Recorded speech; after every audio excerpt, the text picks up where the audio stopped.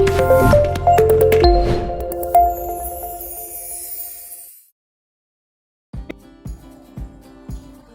Evening बच्चों।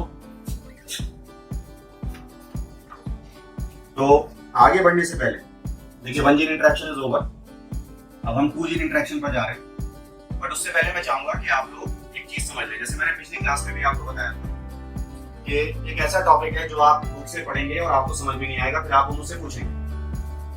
जैसे हर्षल ने एक क्वेश्चन पूछा था क्लास में कि सर कौन से फैक्टर हैं जो कि डोमिनेंस या कोडोमिनेंस या इनकम्प्लीट डोमिनेंस को डिटरमाइन करते हैं। तो मैंने बताया था बहुत तरीके से कि वो एक चेंज आ जाता है mutation DNA.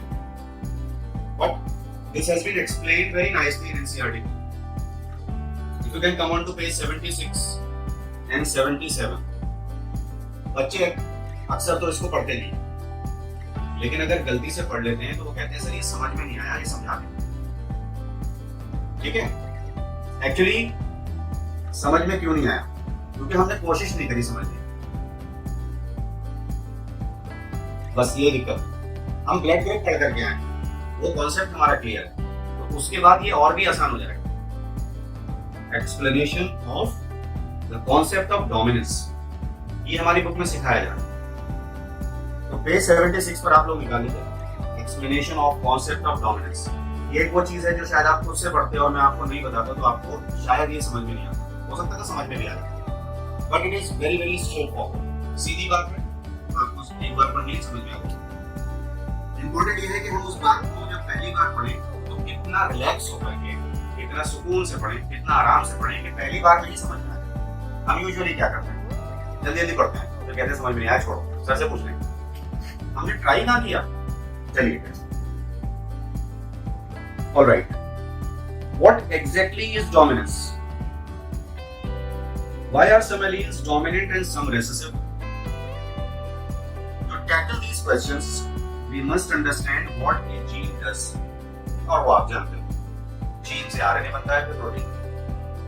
Every gene, as you know by now, contains the information to express a particular trait. Gene express a particular trait.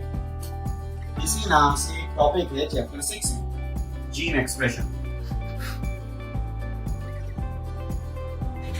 बच्चे 12 पास कर जाते हैं, जीन पे सिलेक्ट हो जाते हैं। जब उनसे ये पूछो कि जीन एक्सप्रेस कर रही है, जीन की एक्सप्रेशन का मतलब क्या है, उन्हें पता नहीं। तो जीन एक्सप्रेस कर रही है, what is the meaning of gene expression? ये समझिए, मैं अपने आप को एक्सप्रेस कर रहा हूं, इसका क्या मतलब है? कि मैं आपको समझाने की कोशिश कर रहा हूं। अगर मैं समझा पाया तो मैं बोलूंगा मैंने एक्सप्रेस कर दिया, अगर मैं समझा नहीं पाया तो मैं बोलूंगा मैंने एक्सप्रेस नहीं किया। As simple it is. Gene expression का मतलब भी वही है। Gene is a segment of DNA. इससे आरएनए बने और इससे प्रोटीन बने, और ये प्रोटीन्स एंजाइम बनकर के काम करेंगे, रिएक्शंस को कैटेलाइज करेंगे। तो जो फीचर्स आएंगे वो हम बोलेंगे कि ये जीन का रिजल्ट है। एक्चुअली तो काम कर रहे हैं बायोमोलिक्यूल्स। ठीक है ना?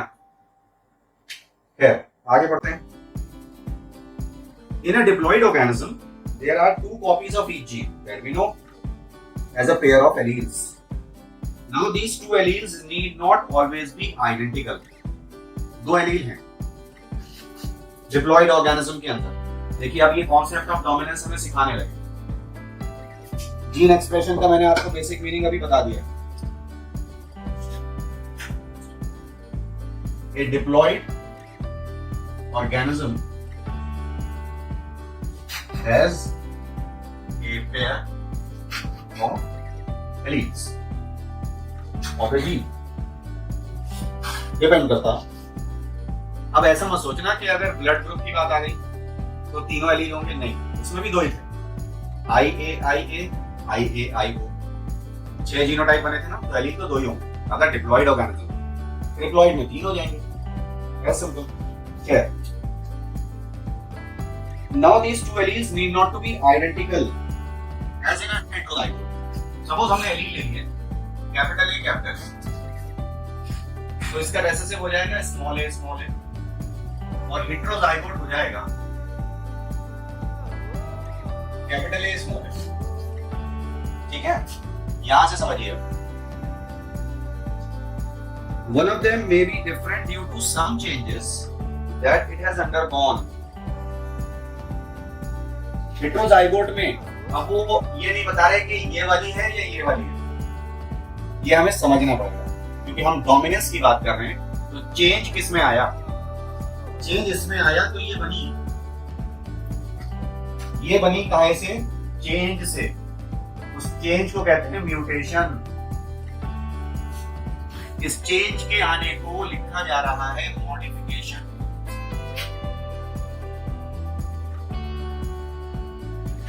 और स्मॉल ए को लिखा जा रहा है मॉडिफाइड एलील। रेसेसिव लिख रहे हैं, मॉडिफाइड एलील लिख रहे हैं, आप समझ रहे हैं। और ये कैपिटल ए क्या हो गया, अनमॉडिफाइड एलील। अनमॉडिफाइड एलील का मतलब natural, wild type. Wild type recessive भी हो सकती है जैसे ब्लड ग्रुप में थी, but usually it is the dominant one. Book में आगे क्या लिखा साहब, one of them may be different due to some changes that it has undergone, about which you will read further on, and the text in the next chapter, mutation अगले chapter में, which modifies the information that particular allele contains. Let us take an example of a gene that contains the information for producing an enzyme. Now there are two copies of this gene, the two allelic forms. Let us assume, as is more common, that the normal allele produces the normal enzyme that is needed for the transformation of a substrate S into product P. चलिए, तो unmodified को इन्होंने normal allele भी बोला है, wild type है। ये कह रहे हैं कि इससे नॉर्मल एंजाइम बनेगा और ये नॉर्मल एंजाइम क्या कर रहा है, सबस्ट्रेट को प्रोडक्ट में कन्वर्ट कर रहा है। ये बात आप पहले से जानते हैं, ब्लड ग्रुप में मैं आपको बता भी चुका हूं। यहां तक किसी को कोई दिक्कत, आगे आ जाइए, बुक में फिर से पढ़ते हैं। Let us assume, as is more common, that the normal allele produces the normal enzyme. Normal allele produces normal enzyme that is needed for the transformation of a substrate into product. Book में product देगा। Theoretically, अब यहां से इन्होंने बात पलट दी। Theoretically, the modified allele, अब इसकी बात हो रही है। अब एकदम से बात पलटनी देखिए और वो हम वहां पे चकरा जाते हैं, दिमाग खराब हो जाता है। Theoretically, the modified allele वो कौन सी है, small a, would be responsible for the production of, अब इन्होंने तीन ऑप्शन दिए। ये जो मॉडिफाइड एलील है जिसमें म्यूटेशन हुआ वो तीन काम कर सकती है, द नॉर्मल और less efficient enzyme,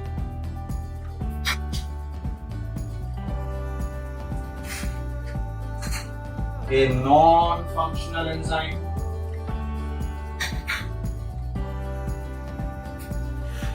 or no enzyme at all. ऐसे समझिए कि अगर हम बात करें टॉल के आने, ये टॉल कैसे आएगा, तो आप बोलेंगे सर टॉल आएगा डोमिनेंस से। सपोज ये टॉल की एलील थी तो टॉल आ गया। अब जो मॉडिफाइड एलील है अगर वो नॉर्मल और लेस एफिशिएंट है तो बनाएगी तो टॉल, लेकिन इन दोनों केस में टॉल नहीं आएगा, फिर डार्क आएगा, क्योंकि ये एक्सप्रेस नहीं कर रही। आप समझिए, एक्सप्रेस नहीं कर रही। एक्सप्रेस का मतलब इससे जो एंजाइम बन रहा है वो नॉन फंक्शनल है। नॉन फंक्शनल एंजाइम बनना और कोई एंजाइम ना बनना एक ही तो बात है, सेम थिंग। बताइए मुझे, भाई एंजाइम बना वो काम नहीं कर रहा है और कोई एंजाइम नहीं बना, दोनों बराबर ही तो है। तो पहले वाले केस में ये जो स्मॉल ए है अगर वो कैपिटल ए के जैसा काम करेगी तो कोई चेंज नहीं दिखेगा, और ये सबसे ज्यादा कॉमन चीज है, इसीलिए आपको चेंजेस आसानी से दिखने नहीं देते, क्योंकि सबसे ज्यादा कॉमन यही है कि डोमिनेंट और रेसेसिव एक जैसा काम कर रही है। और रेयरली इट मे हैपन कि वो ये काम या ये काम करे तो आपको वेरिएशंस दिखाई देंगे। फिर से वही बात आ गई कि जो हेरिडिटी है वो ज्यादा है, सिमिलैरिटीज ज्यादा है, डिफरेंसेस कम। वेरिएशन ऐसे घूमने से फिरने से नहीं मिलते कि आप जाए बाजार में देख आप करें यार ये कल तो बड़ा अच्छा था, आज तो इसके जो है वो सर्कुलर का पेट निकल आया, लगता है इसकी एलील मॉडिफाई हो गई and it has produced no enzyme at all. है तो ऐसे नहीं होता है। सबसे ज्यादा कॉमन यही वाली बात है, द नॉर्मल और लेस एफिशिएंट बनाएगी वो, तो इसलिए हमको चेंजेस आसानी से दिखते नहीं। साइंटिफिक स्टडी में देखिए जो जितना कम लाइफ स्पैन लेकर के आया है उसमें म्यूटेशन उतने ही फास्ट दिखते हैं, जनरेशन जल्दी बन जाती है। अब हमारी अपनी 6 जनरेशन में 300 साल लग जाएंगे, उतना कौन जीता है? तो इसीलिए तो हम जाकर के देखते हैं कि एंसेस्टर्स में क्या था और हमें क्या है, तब पता चलता है अच्छा भाई ये चेंजेस हुए हैं एज द नेचुरलिस्ट डू। तो बुक भी यही लिख रही है, आपने की बुक पढ़ी है, page number 77। In the first case the modified allele is equivalent to unmodified allele.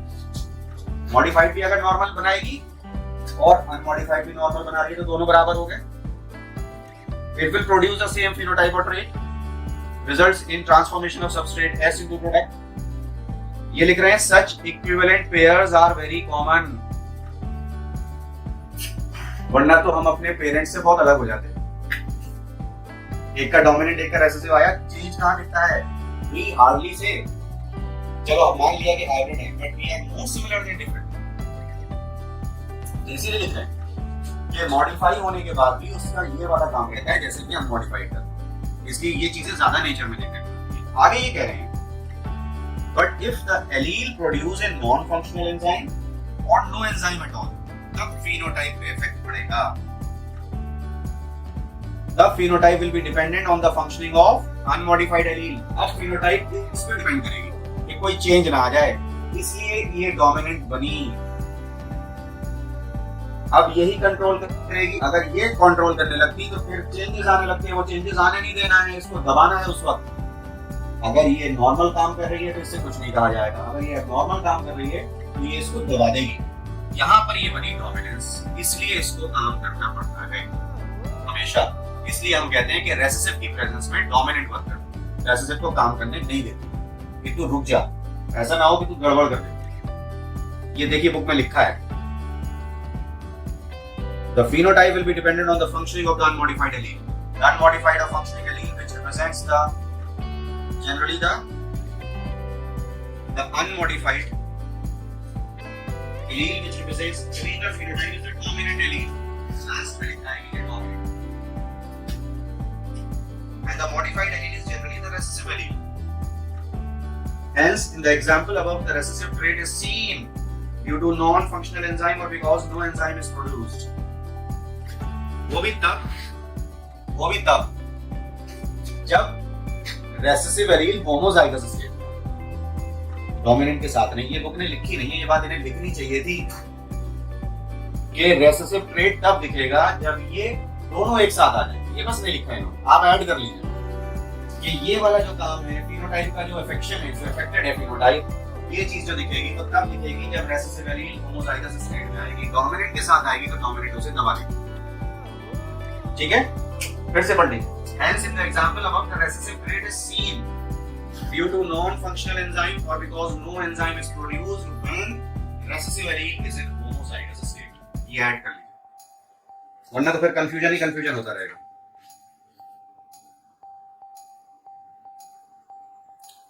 अब तो किसी को कोई दिक्कत नहीं है। Concept of dominance class number 10, don't forget, class number 10 में ये बात सिखाई गई है। जब कभी भी आपको लगा करे ना एनसीईआरटी में, देखिए आप लोग थोड़ा स्मार्टली वर्क करा करिए, वैसे आप बहुत स्मार्ट हैं। अब जैसे ये वाली बात, ये आ गया पेज नंबर 76 और 77, तो आप इस पे डाल दीजिए कि क्लास 10 में सर ने ये बताया है। बस आपको ये टॉपिक देखना, जाइए और क्लास 10 खोलिए, उसे देखना शुरू कर दीजिए। ऐसे तो वहाँ लिख दिया करिए कि किस ऑनलाइन क्लास में एनसीईआरटी का कौन सा टॉपिक डिस्कस हुआ, वो एनसीईआरटी पे लिख दिया करिए आप, तो आपको आसानी से फिर दोबारा रिवीजन करने में दिक्कत नहीं होगी। चलिए आगे बढ़े। If it is clear to all of you बच्चों, देखिए है क्या, जेनेटिक्स है, इसको हमने डिवाइड कर दिया। क्लासिकल जेनेटिक्स में मैं आपको बता चुका हूं ये बात पहले, मॉडर्न जेनेटिक्स, मॉलिक्यूलर बायोलॉजी।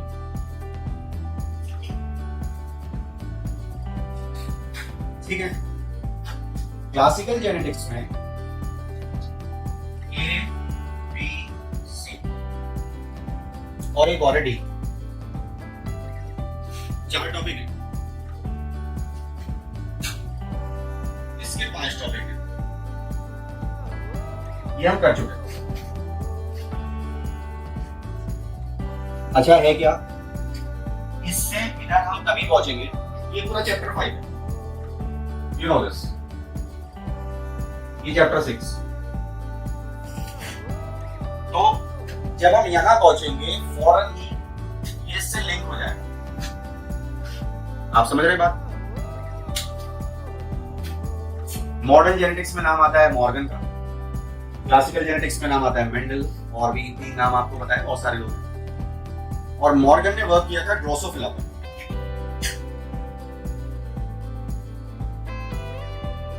तो ड्रोसोफिला का नाम अगर आ जाए तो समझिए अब आप मॉडर्न जेनेटिक्स की तरफ जा रहे हैं।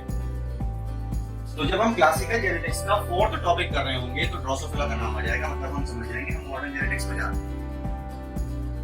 बच्चों ये हमारे सिलेबस में है, ये हमारे सिलेबस में है। इसके 5 टॉपिक हमने कर लिए, dominant, monohybrid cross, dihybrid cross, incomplete dominance, codominance and multiple allelism. We have done this. One gene interaction हमने कर लिया, ये हमारे सिलेबस में नहीं है।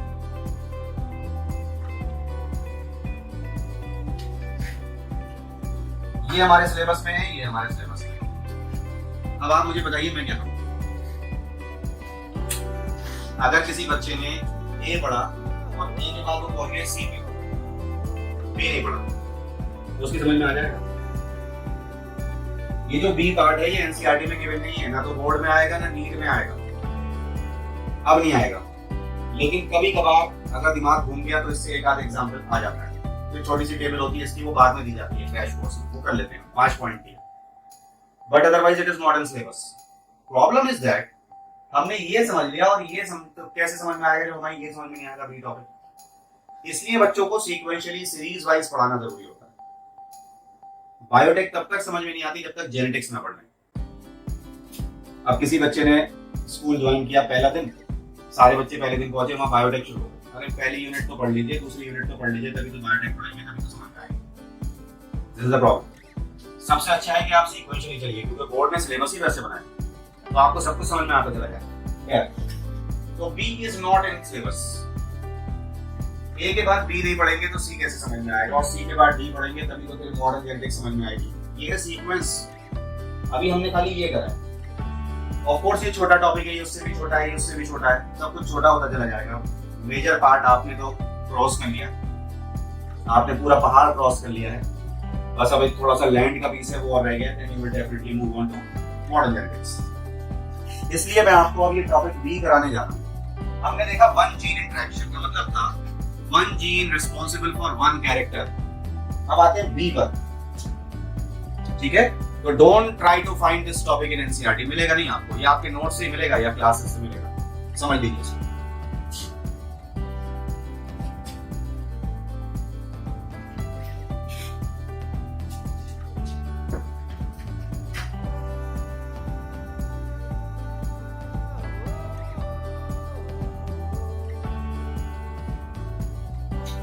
So now it is 2 gene interaction. 1 gene interaction का मतलब क्या था? 1 gene responsible for 1 character. 2 gene interaction का मतलब 2 genes responsible for 1 character. देखिए बात तो समझिए, अभी तक क्या था?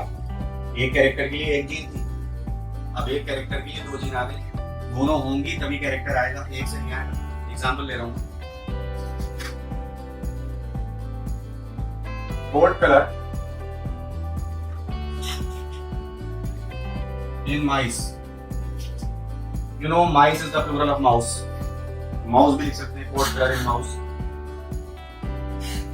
एक एक ले लेंगे। स्किन कलर, इसके 2 ट्रेट हैं, एल्बिनो, जो सफेद वाले चूहे होते हैं ना, आप देखते हैं,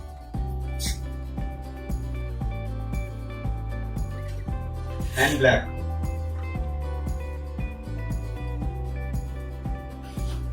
ये इनकी जीनोटाइप है। देखिए दो जीन हैं ए और बी, जब तक दोनों नहीं होंगी तब तक ट्रेट नहीं आएगा,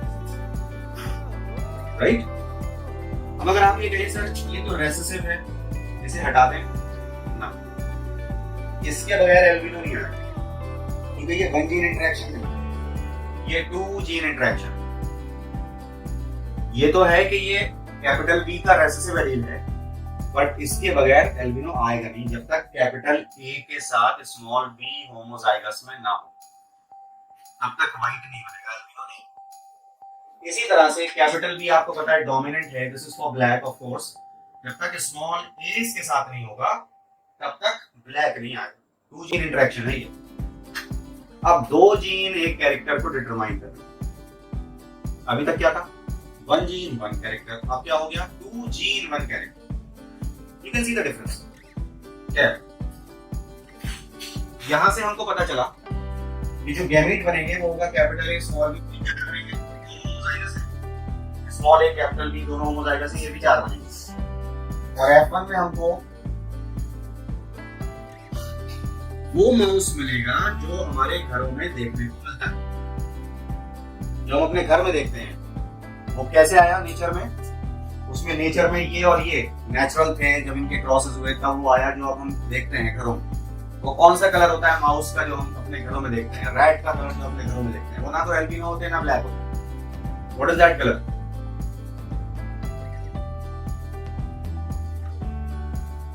I'll tell you. It is called agouti. ना ब्राउन है ना ग्रे है, यू नो, इस कलर का नाम होता है agouti। और इसकी पॉसिबल जीनोटाइप है capital A small A capital B small. समझे आप या नहीं?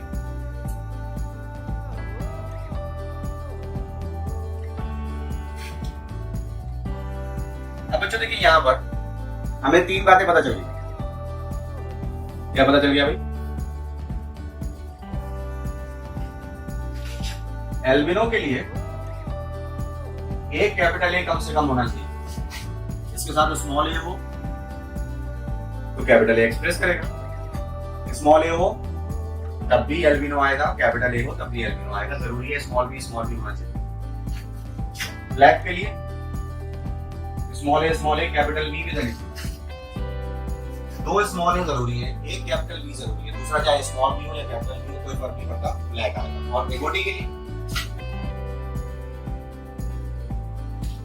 एक कैपिटल ए और एक कैपिटल बी, एगोटी आएगा। यहाँ पर कैपिटल ए या कैपिटल बी रखते हैं क्योंकि डोमिनेंट तो यही है, डोमिनेंट तो अकेला ही काफी होता है बच्चों।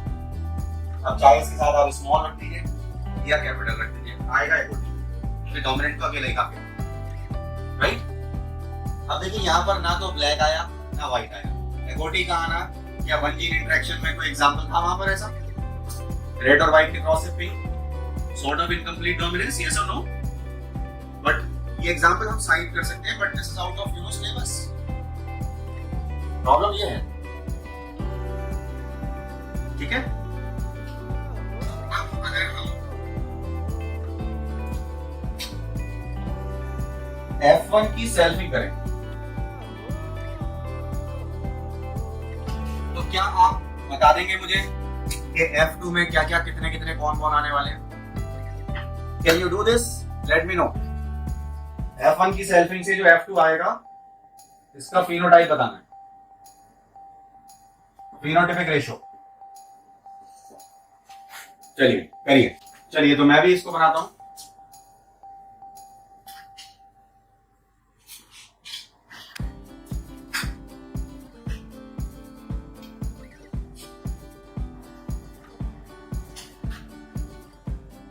भरा तो ये वैसे ही जाएगा जैसे राउंड और येलो का रेड और ग्रीन का भरा गया था, भरा वैसे ही जाएगा।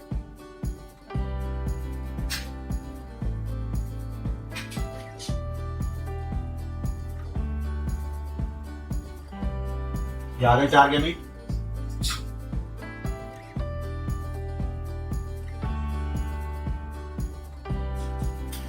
इसमें सब हेटेरोजाइगस, इसमें सब होमोजाइगस, ये और ये सेम, ये और ये सेम, ये और ये सेम, ये और ये सेम।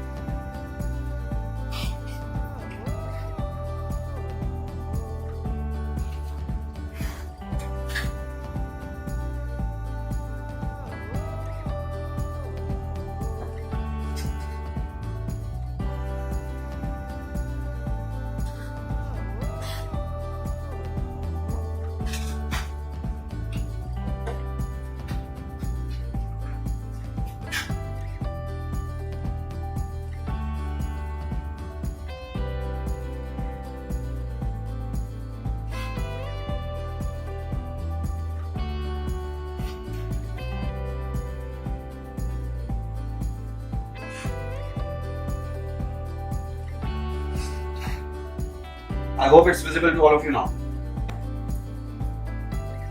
I know somewhere कहीं ना कहीं आप लोग फंस गए बच्चों हैं। ये तो पहले सोचते हैं, हाँ करने से पहले सोचते हैं। जब हाँ करी थी तब सोचते हैं कि कहीं हम फंस तो नहीं जाएंगे, नई चीज पढ़ लें, लाइफ में पहली बार पढ़ लें, इतने कॉन्फिडेंट हो गए कि कर लेंगे, अब फंस गए आगे। क्यों फंसे ये बताता हूं मैं आपको। ये वाला क्या है?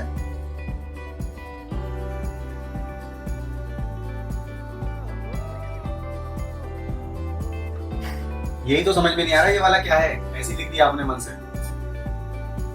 अरे दोनों स्मॉल ए और small B recessive homozygous state में हैं। प्रॉब्लम ये है कि आप जीनोटाइप को देख करके फिनोटाइप बता रहे हैं। Can you see the genotype? Genotype देख सकते हैं आप? क्या ऐसा आया होगा?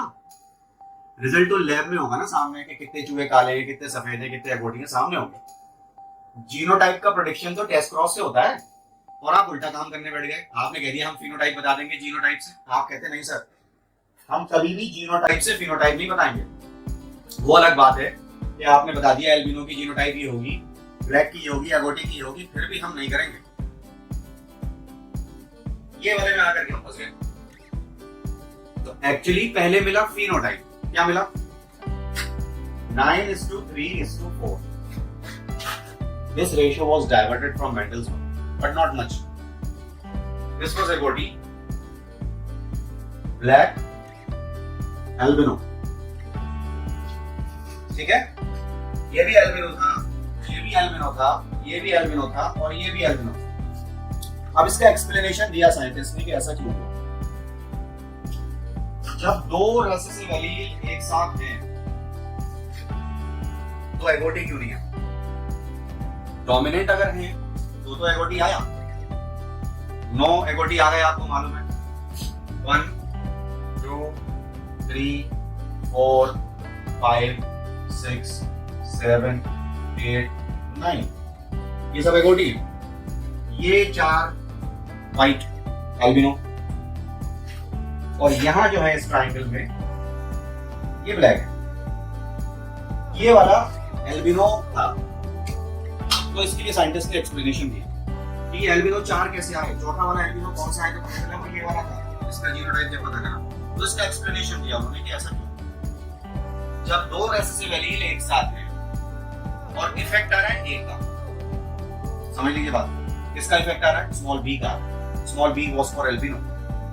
तो स्मॉल बी एलील ने स्मॉल ए के इफेक्ट को मास्क कर दिया। इस इंटरेक्शन को नाम दिया गया रेसेसिव एपिस्टेसिस। बच्चों, एपी माने ऊपर, स्टेसिस माने रोकना। जब दो रेसेसिव एलील हैं, उनमें से एक का इफेक्ट आ रहा है, तो क्या हुआ? एक रेसेसिव एलील ने दूसरी रेसेसिव एलील के इफेक्ट को ऊपर आकर रोक दिया, तो नाम दे दिया रेसेसिव एपिस्टेसिस। इस केस में जो स्मॉल बी थी, ये बन गई एपिस्टैटिक जीन। इसी ने तो स्मॉल ए के इफेक्ट को रोका, और स्मॉल ए बन गई हाइपोस्टैटिक जीन। एपी माने ऊपर, ऊपर आकर के रोक दिया किसने? स्मॉल बी ने। किसके इफेक्ट को? स्मॉल ए का। किसका इफेक्ट मास्क हुआ? स्मॉल ए का। इसीलिए स्मॉल ए का नाम हो गया हाइपोस्टैटिक। नीचे रह करके दब गई। आया समझ? रेशो आ गया, ये फिनोटाइप का। अब सुनिए, अगर ये चौथा इंडिविजुअल, अगर ये इंडिविजुअल ब्लैक होता तो आप क्या कहते? तब इस इंटरेक्शन का नाम क्या होता?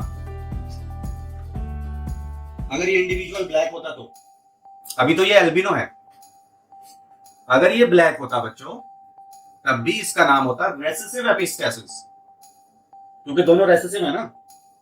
तब स्मॉल ए बन जाती एपिस्टैटिक जीन, और स्मॉल बी बन जाती हाइपोस्टैटिक जीन। ठीक है?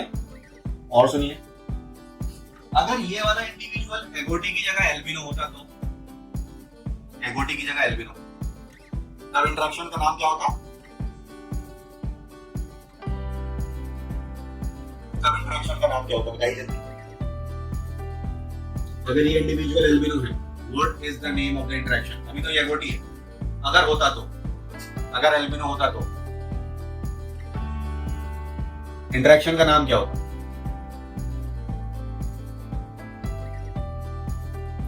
तब हम इसको बोलते हैं डोमिनेंट एपिस्टेसिस।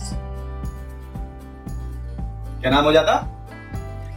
यस, आपको समझ में आ गया, डोमिनेंट एपिस्टेसिस। वेरी नाइस, शाबाश। तब एल्बिनो अगर होता तो कौन सी एलील एपिस्टैटिक होती? अगर ये एल्बिनो होता तो कौन सी एलील एपिस्टैटिक होती? कैपिटल ए, शाबाश। और कैपिटल बी बन जाती हाइपोस्टैटिक। अगर ये इंडिविजुअल ब्लैक होता तो क्या कहते हैं? अगर ये इंडिविजुअल ब्लैक होता तो क्या नाम होता इंटरेक्शन का? अगर ये इंडिविजुअल ब्लैक होता तो तब भी नाम होता डोमिनेंट एपिस्टेसिस। तब कैपिटल बी बन जाती है एपिस्टैटिक जीन और कैपिटल ए बन जाती है हाइपोस्टैटिक जीन। समझ रहे हैं? इस तरह से होता। यस, तो आपको कुछ याद ही रखना होता है। देखिए, अगर कंपटीशन में आ सकता है, बहुत ही कम चांस, तो बस ये याद रखना है कि recessive epistasis, example code colour इन माउस और रेशियो 9:3:4। ऐसे ऐसे 4 पॉइंट और हैं जो क्रैश कोर्स में कभी आपको बता दिए जाएंगे। Don't worry about that, board और नीट में ये नहीं आएगा। ठीक है, ये बी पॉइंट था, 2 जीन इंटरेक्शन। अब इसके आगे बढ़ना है नेक्स्ट क्लास में। ठीक है, so we'll continue in the next class. Till then, goodbye. Take care.